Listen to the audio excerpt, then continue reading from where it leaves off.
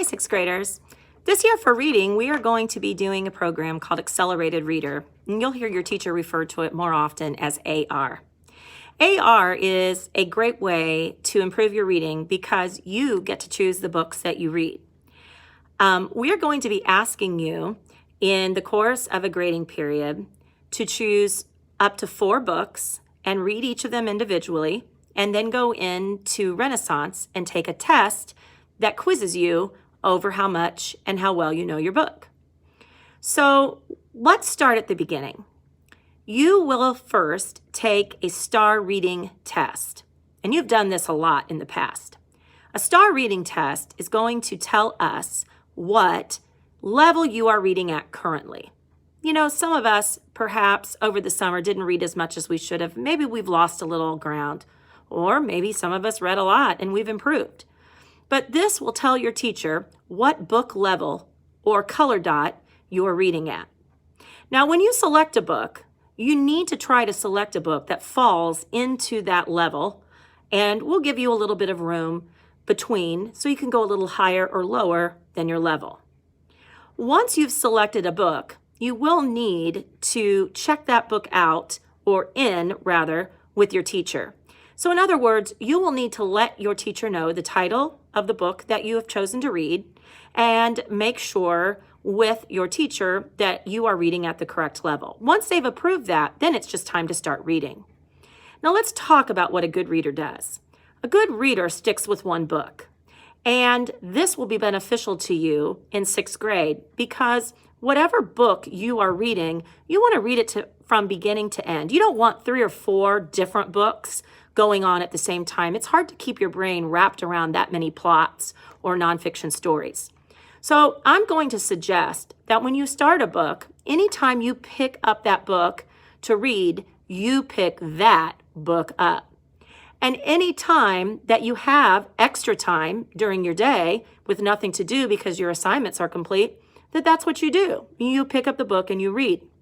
The more you read, the better of a reader you become, and obviously, the more pages you read. Once you're done with the book, now it's time to do a response sheet. You will have the option on Canvas of picking a fiction or a nonfiction response sheet, and you will pick according to what genre your book that you've just finished was.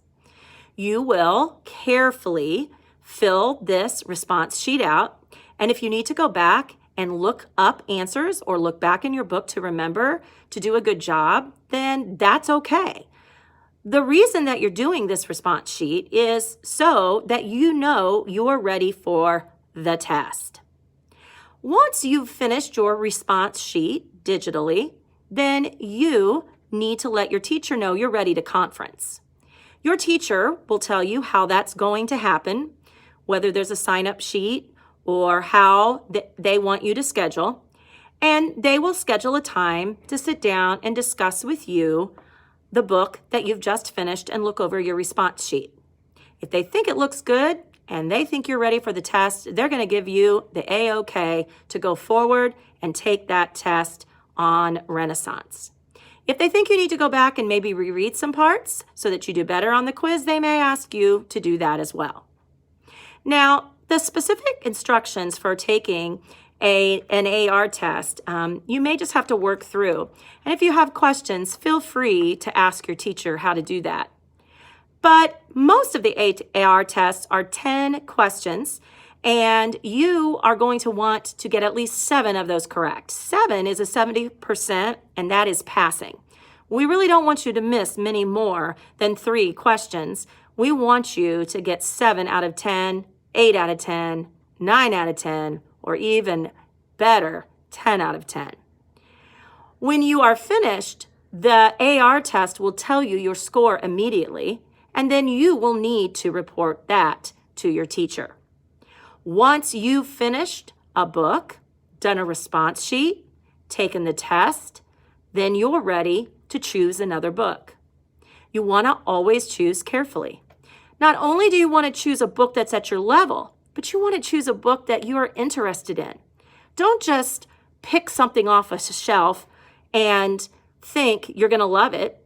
Take some time. And remember, real books work great, but we also have Mayan, okay? We also have some other different reading programs that are digital. So if you don't have access to maybe a real book to hold in your hands, you have lots of options to read. So as we start the year, this first 9 weeks, because we're a little late getting started, we are going to only assign 3 books. Your first book will be due September the 4th, which means by September 4th, you should have read your book carefully, done a digital response sheet, conferenced with your teacher, taken an AR test, and recorded your score. Then you should be ready to start a new book. Now, let's talk about those of you who like really long books. Sometimes you will find that a book that's really long is worth a lot of points. We have decided that if your book that you choose is 9 points or higher, that actually can count as 2 of your books for the grading period. So you might take a little longer to read that book, but once you've taken that quiz, it will count as 2 instead of 1. It's kind of like double your money. Finally, we want to make sure that you know how to go back and check yourself as a reader.